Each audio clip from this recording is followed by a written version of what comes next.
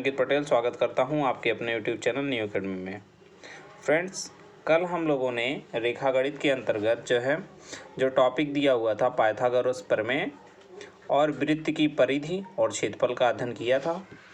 आज हम लोग आयत और वर्ग का परिमाप और क्षेत्रफल के बारे में जानकारी प्राप्त करेंगे। वीडियो को शुरू करने से पहले कल मित्र एक छोटी सी गलती हो गई थी।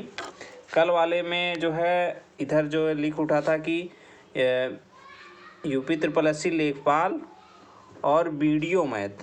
तो आप लोग ध्यान रखिएगा कि वीडियो के सिलेबस में ठीक है मैथ नहीं आता है, उसमें 3 ही है, हिंदी, रीजनिंग और जीके जीएस। तो ये गलती से लिख उठा था। आप लोग जो मित्र देखे होंगे कहे होंगे कि वीडियो में कब से मैथ आ गया। तो वीडियो के सिलेबस में मैथ नहीं है, इस बात को ध्यान रखेंगे। ठीक है, तो आइए आज की वीडियो की शुरुआत करते हैं हम। तो आज हम लोग पढ़ने वाले हैं आयत और वर्ग का क्षेत्रफल और परिमाप के बारे में जानकारी प्राप्त करेंगे। तो सबसे पहले जानते हैं कि आयत है क्या। आयत एक क्या है? चतुर्भुज है। ठीक, आयत क्या है? एक चतुर्भुज है। तो सबसे पहले हमको ये पता होना चाहिए कि चतुर्भुज क्या होता है। ठीक है, तो हम सबसे पहले जानते हैं कि चतुर्भुज क्या होता है। 4 भुजाओं से घिरी एक आकृति होती है चतुर्भुज। ठीक है, जिसमें 4 भुजाओं से घिरी आकृति होती है और उसमें जो 4 भुजाएं होती हैं 4 कोण बनाती हैं। चारों कोण का योगफल क्या होता है? 360 डिग्री होता है। ठीक है, तो इस चीज़ को हम जान लेंगे। एक चीज़ और है कि एक एक्स्ट्रा पॉइंट इसमें ध्यान रखते हैं कि अगर n भुजाओं से घिरी आकृति के चारों अंताकोण मतलब अंताकोणों का योगफल होता है n-2 × 180। अब इसका मतलब क्या है?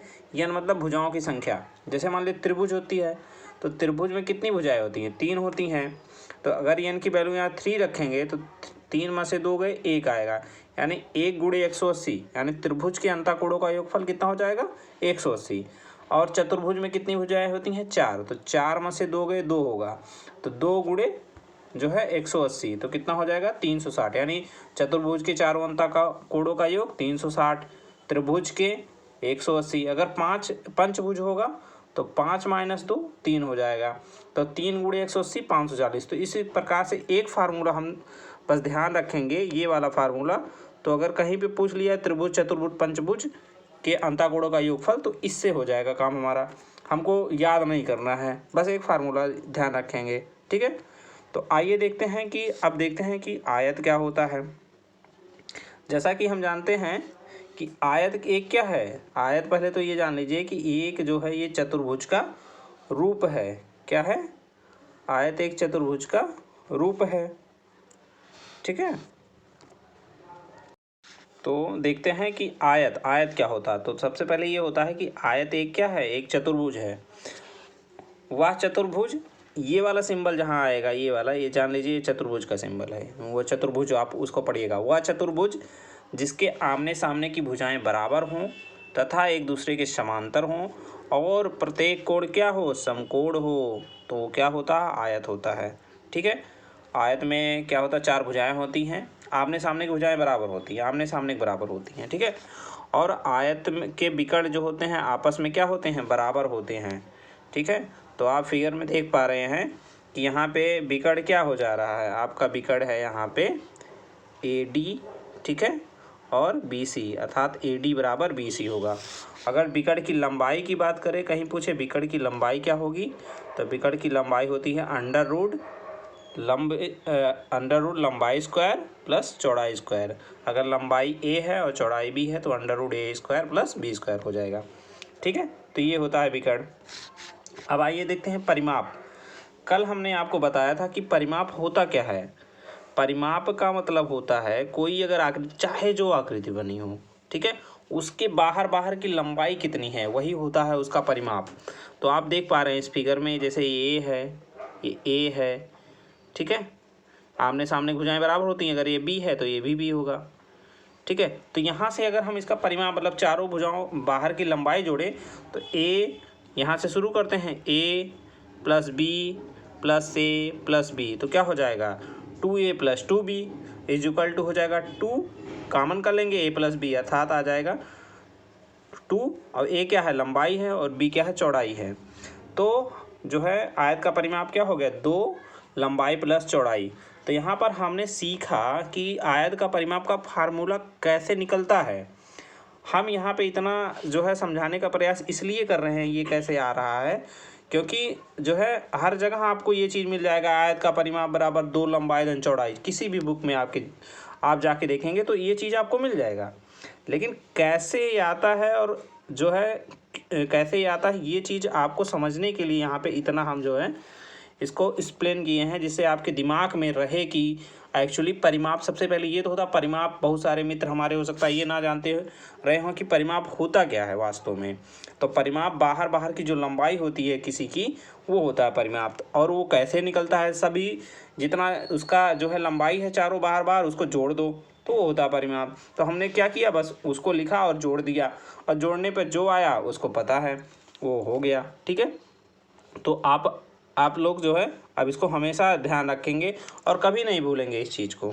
ठीक है, तो आइए देखते हैं कि आयत का क्षेत्रफल होता है लंबाई गुणे चौड़ाई। ठीक है, तो आज अभी तक हम लोगों ने क्या पढ़ा कि आयत का परिमाप क्या होता है, आयत का विकर्ण आपस में बराबर होता है, आयत के आमने सामने की भुजाएं बराबर होती हैं। ठीक है, और आयत का परिमाप का फार्मूला निकल के आया 2 लंबाई धन चौड़ाई, और क्षेत्रफल निकल के आया लंबाई गुणे चौड़ाई। तो इस चीज़ को ध्यान रखेंगे। तो आइए अब देखते हैं उस पर आधारित एक कुछ प्रश्न कर लेते हैं, जिससे जो चीज़ पढ़े हैं उसका उपयोग करते हैं। जैसे एक आयत का क्षेत्रफल जो है 40 वर्ग मीटर है। ठीक है, आयत की एक भुजा 5 मीटर है, तो दूसरी भुजा क्या होगी।